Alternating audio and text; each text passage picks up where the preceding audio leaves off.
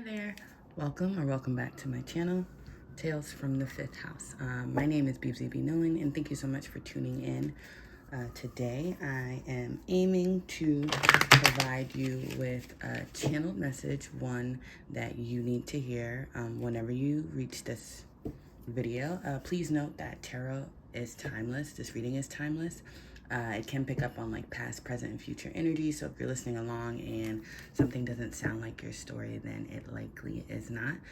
Please take what resonates and leave the rest. But I do encourage all to listen in for the full reading, just as though we're all part of the same collective. So even if this is not your message, perhaps there's a little nugget of information that you can take along and pass off to someone who does need to hear it. So we're gonna dive right in. I've already cleansed and shuffled the decks, but I am being called to just shuffle a little bit more. And just to share that while I was thinking about recording this week, I kept seeing the color pink. That may be significant to you if you are watching. The color pink represents, I wanna say, spiritually, so symbolically it represents like purity, innocence, compassion, things of that nature. So a lot of divine feminine energies can be tuning in. Again, it doesn't mean male, female, it just means this reading might really resonate with people who are in that energy at this moment. But we're gonna dive in and see what the message for today is. Let's dive in. And I hope you're all doing well. While I kind of shuffle the cards a bit to pick up on our energies, now would be a great time to set any personal intentions for whatever it is that you hope to gain, whatever insights you might want to gain from this reading. So what is the message, Spirit? I'm busy. Oh. What is the message that Spirit needs to hear?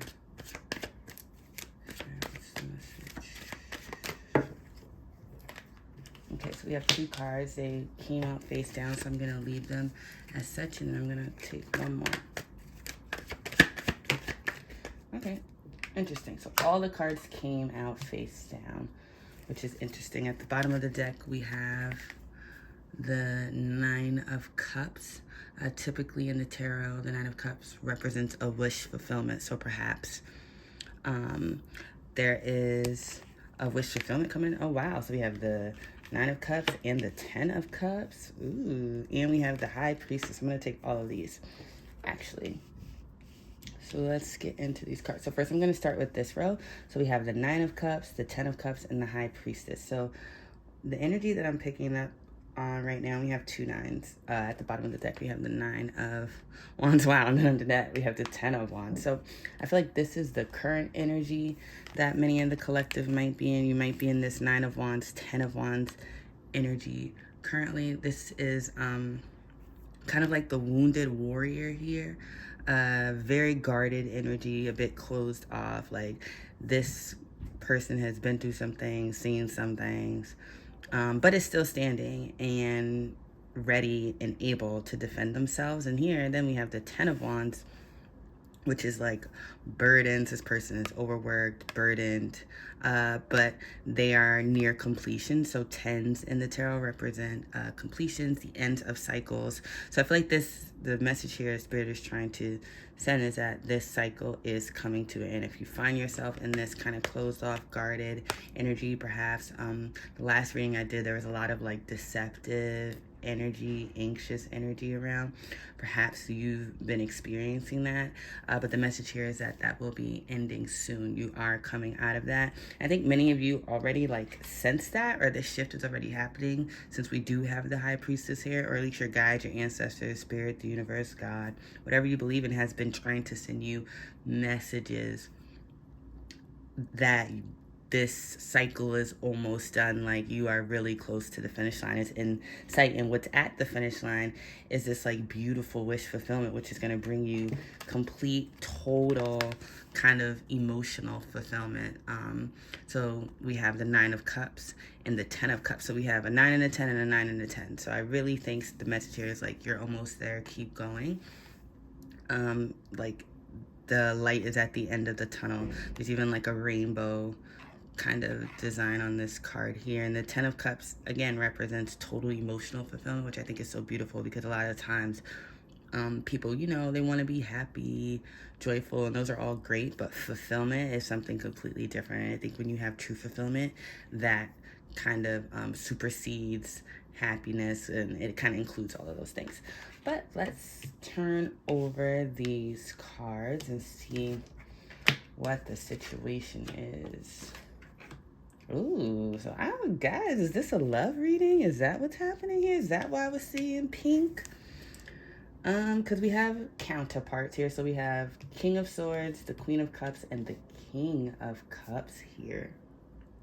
Very interesting energies. And again, I did mention I was like seeing pink.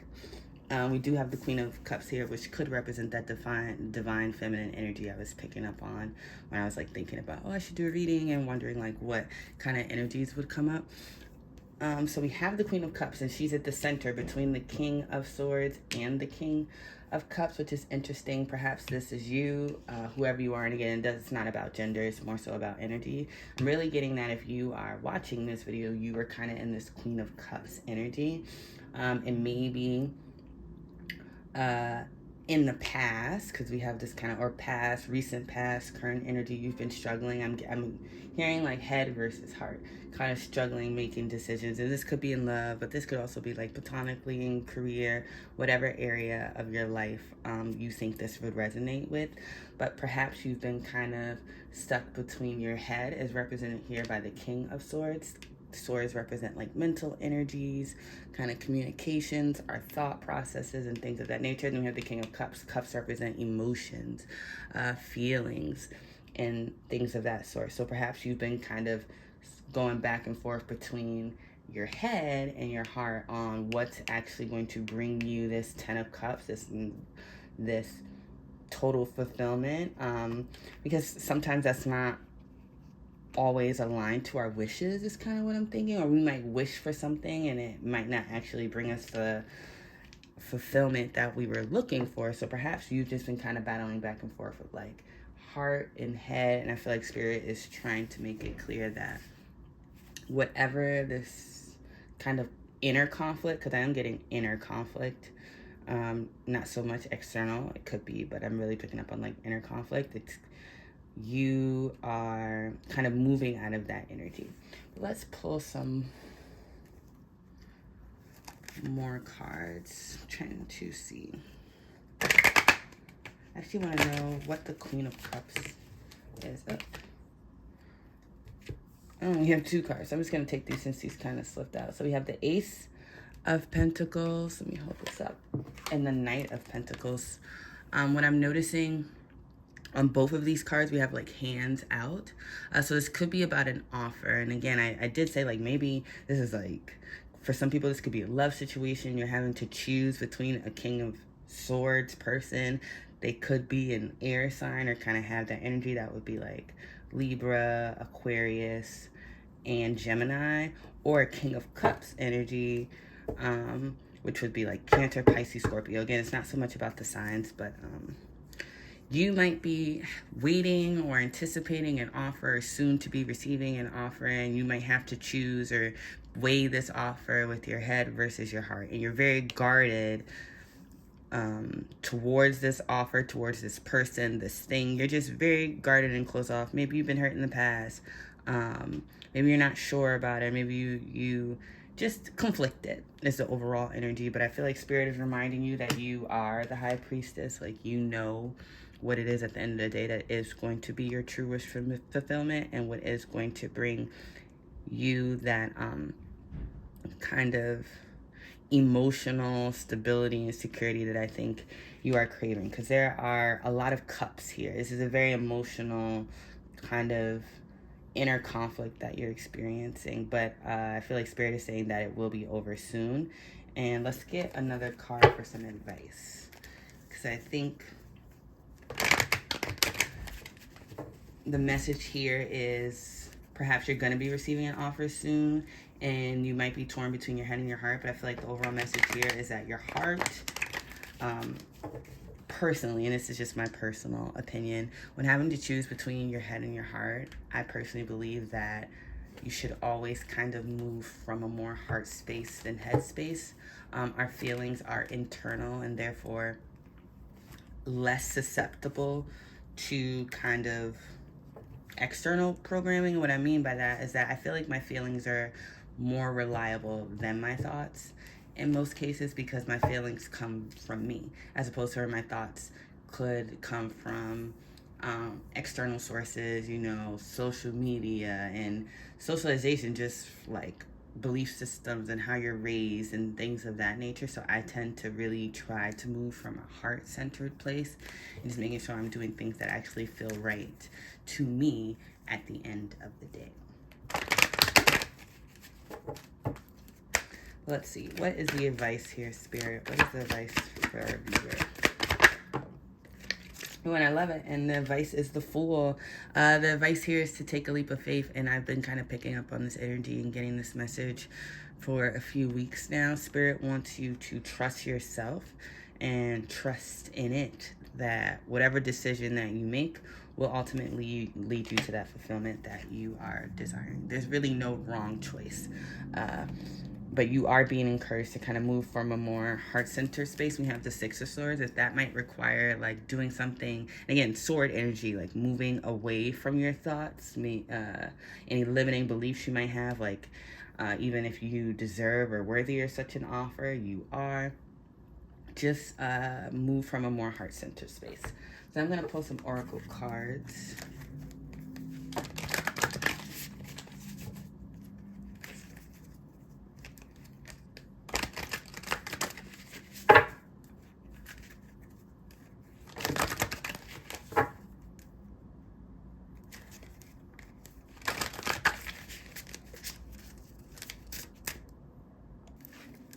All right, so we are going to pull some oracle cards to get some more kind of advice and insights on this spread. Very interesting.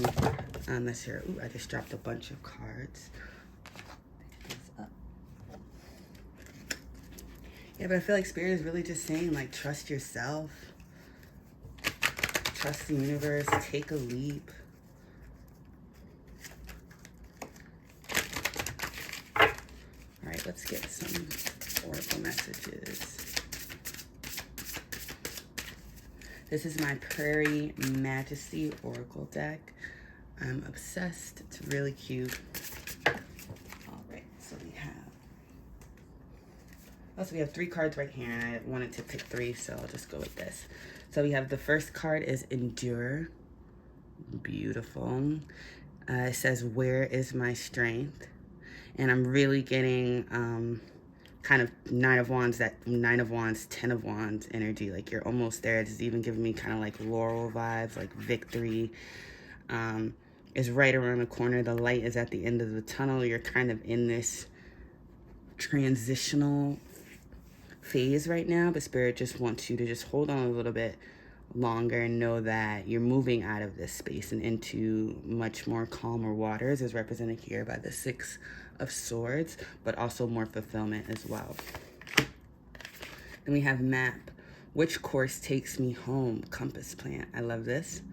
And I feel like, again, back to like that head versus heart. Home is where the heart is, right? And again, as cliche as that sounds, it's just so true.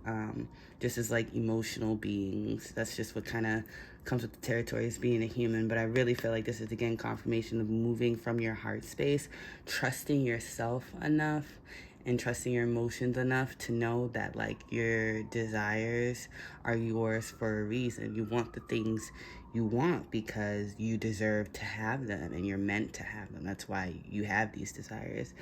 And it's okay to have desires and to want things and to know that you're worthy of them. And lastly, we have would more tenderness help? And we have nest with the deer mouse. Lovely, lovely. And yeah, I think more tenderness would help. Again, I said I was picking up a lot of pink when I was thinking about doing this. And we have 2 pink cards, which are represent feeling cards, I believe. I'm being called to read this card from the manual. This is a newer deck, and I am being called to read it for you guys. So we have deer mouse. Let's talk self-talk. When challenging situations or feelings arise, is your inner dialogue critical or reassuring? How do you instinctively treat yourself? It's possible to avoid difficult experience. It's impossible to avoid difficult experiences in life. We go through them and witness others doing the same. Think back to a time when you supported and encouraged a friend or relative. Are you treating yourself with the same care? Dear Mouse scampers to your feet with a mindful exercise today. Reach down with cupped hands, invite him to crawl on, and lift him eye to eye. His body is covered in soft, fine fur reminiscent of deer brown's coat and white underside. What feelings does this tiny presence evoke? His expression is probably sweet and sleepy. He's used to spending the day in the nest. If you feel comfortable, imagine placing him inside your chest so he can curl up and rest on your breastbone. Allow his presence to represent your vulnerability, your inner child, your need for tenderness. If you wouldn't say it to Deer Mouse, think twice before saying it to yourself. In the prairie food chain, Deer Mouse gives life to coyote, hawk, snake, fox, and others. Likewise, tenderness towards yourself stimulates conviction and fosters other facets of personal sovereignty. If Deer Mouse predators show up in a spread, explore this additional layer of symbolic meaning. Dear Mouse also asks us to use our power for the uplifting of everyone. There's no hierarchy of importance in a truly free society. Again, so really beautiful, and I was really drawn to this idea about when challenging situations or feelings arise, is your inner dialogue critical or reassuring? And again, we had the King of Swords kind of versus the King of Cups there with the Queen of Cups in the middle. And I feel like you may have been experiencing some really challenging times at the moment, or you may be experiencing some challenging times. Again, it's represented by this Nine of Wands and Ten of Wands. But Spirit is reminding you to take care of yourself, speak nice to yourself, move from a heart-centered space, give yourself that grace and compassion, which is again that pink divine feminine energy that I was picking up on. Like, nurture yourself during this time, take care of yourself during this time, because yes, the times are tough, but you are tougher. Again, with this, where's my strength? You can endure this. In fact, you have been enduring it, and that's why you're near the end of this cycle and a new one is coming in. So really, really beautiful energy there. To end off this reading, I'm going to roll some dice. I'm going to roll some of my story dice, followed by some astrological dice, just for some extra insights and confirmations for you before we close out. So we have an L that L loves coming out. We have a fish, and we have a flashlight. And I love it because I feel like the flashlight is kind of falling like close to this Dear Mouse nesting card. What would more tenderness help? And I think the spotlight of this reading is to be kind to yourself, be gentle to yourself, take care of yourself during this transitional period of you've been enduring a lot of challenges, difficulties. We all are as human beings living in the 21st century right now in this timeline that we're in. So give yourself some grace for that. There's a lot of stuff happening right now, and we're all trying to do the best with what we got, as Mariah Carey once said. So just be kind to yourself. The same way you uplift and love on others, because again, you are the Queen of Cups. You nurture, you uplift, you pour into other people's cups. Please make sure you're pouring into your own cup as well, because that's the most important cup that you have, and you can't pour from an empty one. We also have a fish here, which to me, fish represent like abundance. So lots of positive energy again coming in. We had the Nine of Cups, the Ten of Cups, the Ace of Pentacles, the Knight of Pentacles. So not only do we have stable emotions, fulfilled emotions, but we also have tangible things, material things as well. I feel like it's coming through for you. And again, we have the L here. It is upside down. There are no losses, only lessons. Please remember that. I feel like members of this collective, including myself, really often need that reminder that if you are able to extract the lesson from every experience in your life, we're that much closer to the blessing that it's going to bring, because knowledge is power. And when you're able to kind of alchemize experiences, especially negative ones, and turn them into something that doesn't take from your energy but empowers you instead. I think that's a really beautiful thing, and it always kind of brings its own blessings with them. Lastly, I'm going to roll some zodiac dice. Again, if any of your placements come out, that just may be extra confirmation. But if not, it is more so about the energy than anything else. So we have Cancer energy. Again, divine feminine heavy here for sure, especially with the King of Cups and the Queen of Cups. Doesn't surprise me. Capricorn energy, which is the opposite of Cancer. So we have sister signs on the board. And then lastly, Sag energy. So a bit of fire here. So again, Sag, Capricorn, and Cancer. I feel like we have double confirmation here with Cancer being here in that divine feminine energy I was picking up on. Again, take care of yourself, collective, nurture yourself. So funny, Cancer and Capricorn are sister signs, so they're essentially very similar signs. And so they are sister signs, so they're like polar opposites, the same kind of energy, just at different ends of the spectrum. So we have Cancer, which is like the mother of the zodiac and represents that divine feminine energy that we spoke about earlier, which is opposing Capricorn, which is like the father, the zaddy of the zodiac, as we like to say. And that is also nurturing, but in a more kind of earth grounded, practical, provider type of sense. And I think with this split here is that perhaps you've been moving a lot in that kind of Capricorn energy. You might be currently very focused on like your finances and more like earthly, tangible matters. But Spirit doesn't want you to lose sight of the divine feminine, which is the more like spiritual aspects of life. That is super important as well. And I feel like if you've been overburdened with the Sag energy here, and wands can represent fire as well. So like you're again moving out of that energy quite quickly. I did see the 8 of Wands earlier, but this is a transitional phase for you. You're moving out of this energy and into calmer waters very soon. Spirit is asking you to hold on a little bit longer and to take care of yourself while you do. I'm going to end this message here. I do hope that it resonates with whoever is able to check it out. Thank you so much for spending some time with me, and I'll check you in the next video. Bye.